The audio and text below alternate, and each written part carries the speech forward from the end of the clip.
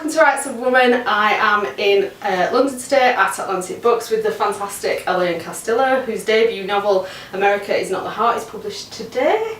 Today in the UK. Today is it alright? Already out in America? It's been out in America for about a month, yeah. Okay, so plenty of opportunities to read it. First thing I want to ask you to do, Elaine, is pitch us the book. What's it about? Oh, well, I was made to write a kind of one-line synopsis of it, which, I mean, if you know me, I'm not the most succinct person who's ever walked the planet. But I think the thing I said was something like, former communist rebel turned undocumented immigrant to California falls in love and grows the hell up. And I think that's really probably mostly what it's about. Yeah. Or generally it's about a former communist rebel who comes from the Philippines to California to live with her family because she's living in exile, and essentially lives with her uncle, takes care of her younger cousin, meets a young woman, falls in love, and that's really it, I think. Yeah, so that's Hero, that's the protagonist. Tell us a bit about, because I thought she was really interesting in terms of this idea, there's so much talked about protagonists, female protagonists in particular, being unlikable and all of those things. And she's been in the New People's Army and has been tortured and then has come to America. Why did you want to write about her? Oh, I mean, I think for the longest time I didn't want to write about her at all.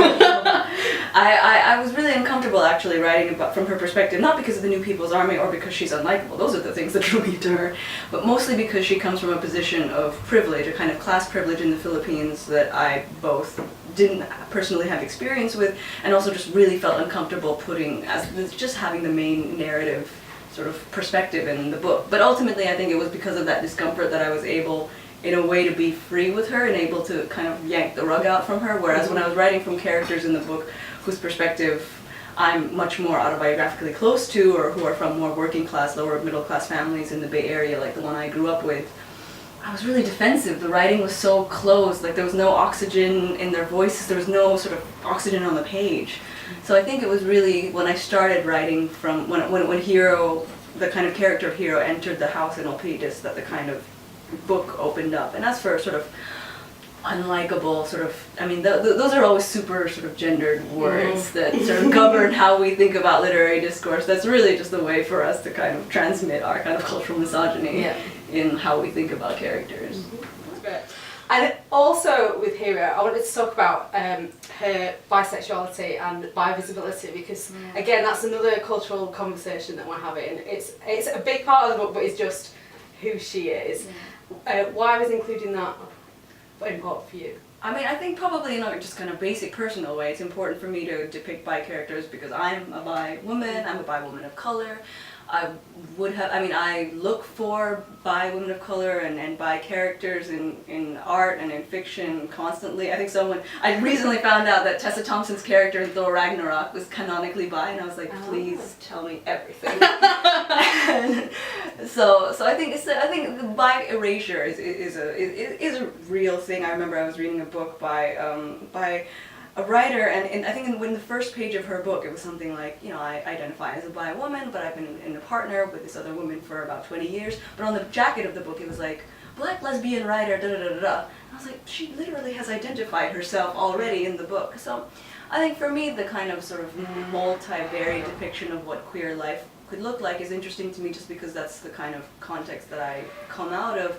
I'm interested in, for example, like just queer women of color, queer immigrant women, but also queer suburban women, where the narrative of queerness isn't necessarily about sort of I come from a rural or suburban sort of space and then have to go to like the urban sort of center in order to be realized, which I mean I really love a lot of those books and narratives, but I don't also know that it's not the reality for a lot of, you know, queer kids, and especially, you know, queer immigrant kids and queer kids of color. So I think for me it's about sort of thinking through how people live those nuances when they're living at vectors of, you know, Hero is a young queer woman, but she's also undocumented.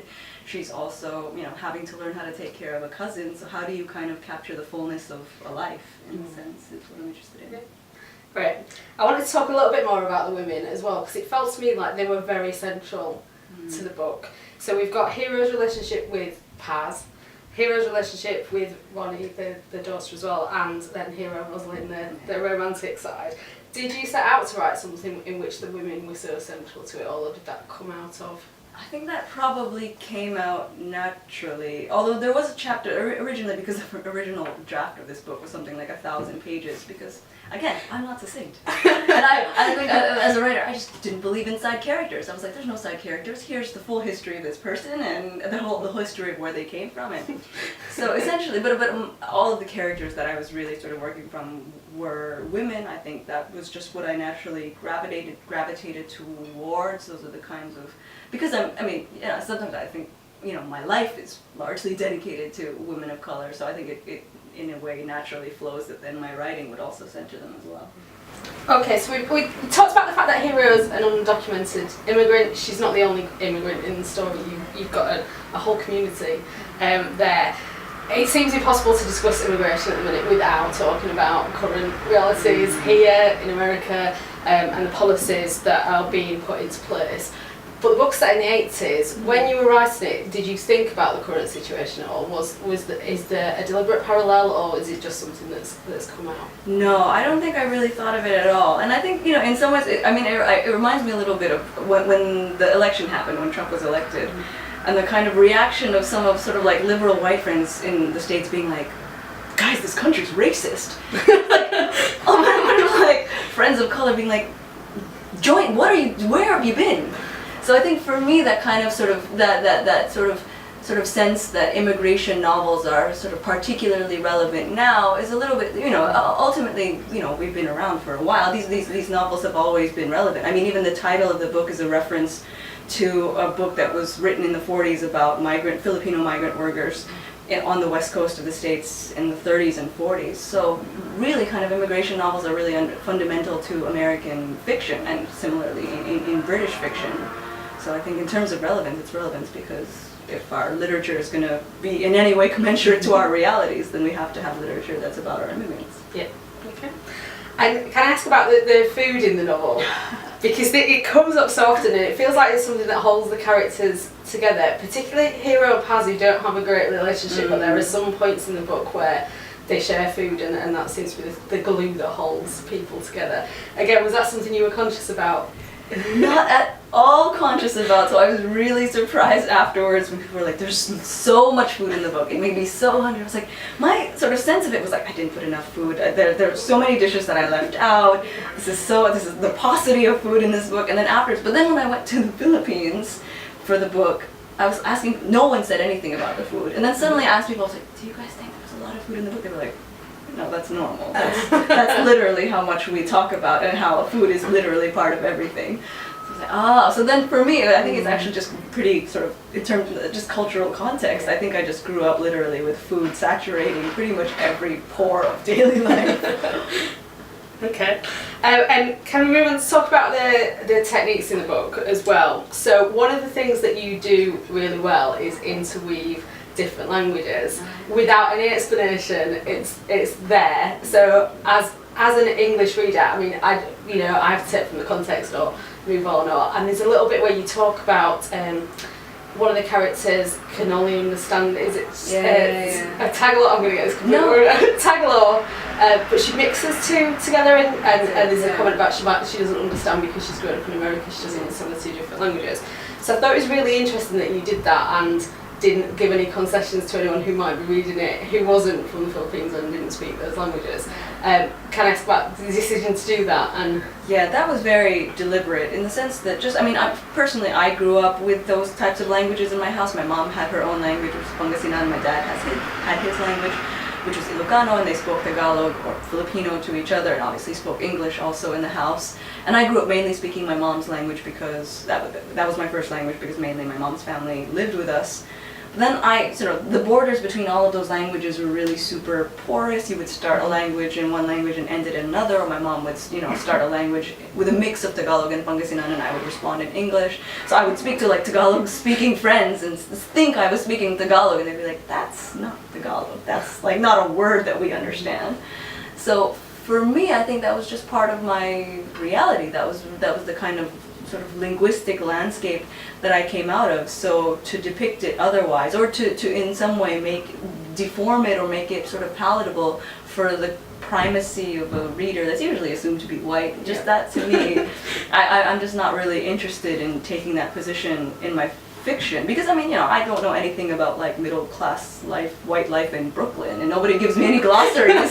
Right, can I ask about the use of different narrative voices in the book? Because you've got 2 sections that are written in second person, and I'm totally going to do that thing that everyone tells you not to do. I mentioned the last time I met you was at the Atlantic Book Club, and I asked about this, and I said that I thought it was a really brave choice because second person sort of confronts the reader, and you talked about the cultural differences between white Anglo literature and literature from different parts of the world. So could you tell us a little bit about why you wrote some sections in second person and others in third?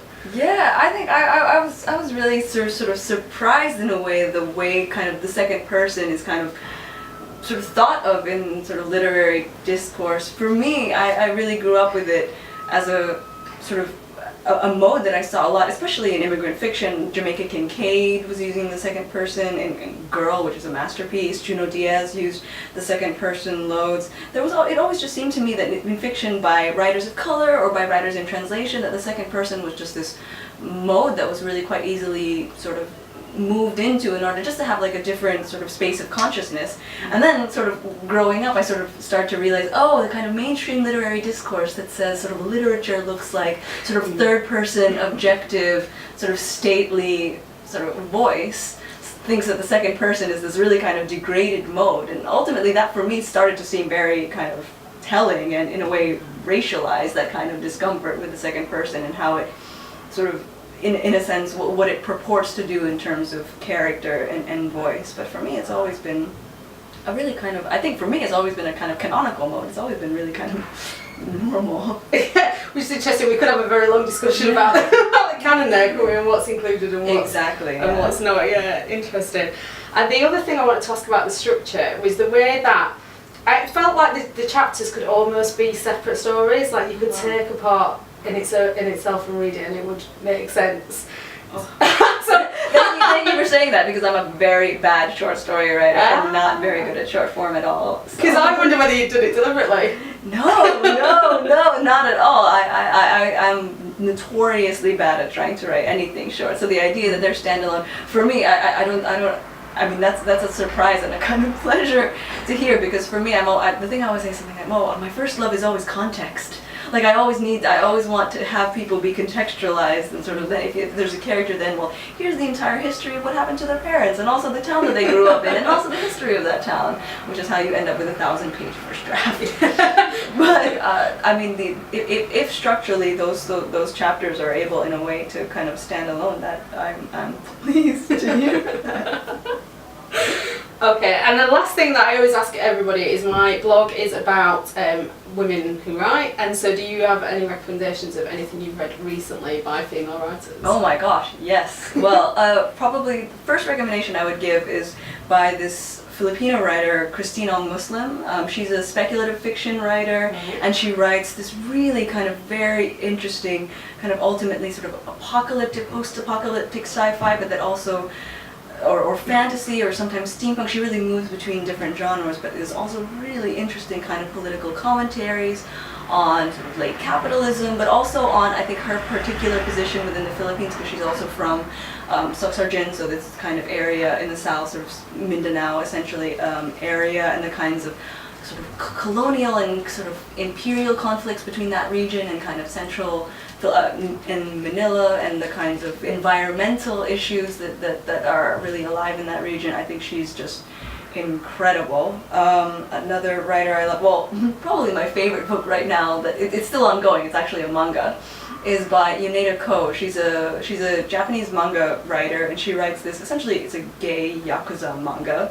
The genre is yaoi, so it's like it's sort of gay manga, but it's often sort of written by and for women, which I think could probably be critiqued as problematic in some way, but it's an interesting sort of historical genre in sort of Japanese manga, and it's this essentially manga on this Yakuza boss and his sort of budding relationship with one of his underlings. But I think, for me, I think it is the most, powerful, sort of searing work on trauma, especially childhood trauma, and intimacy and vulnerability. So it's sort of every month I'm like, is the next chapter out yet? So I'm like, I really need my fix. I haven't been able to read it lately. I don't know if the new chapter is out. So that's probably, those are probably the two authors I'm really sort of excited about right now. Oh, that's brilliant, and I'm excited now because I haven't heard of either of them. Oh, yeah. So it's always nice when that happens and I can go and discuss someone new. Brilliant. Thank you very much, Elaine. Oh, thank you so much for having me.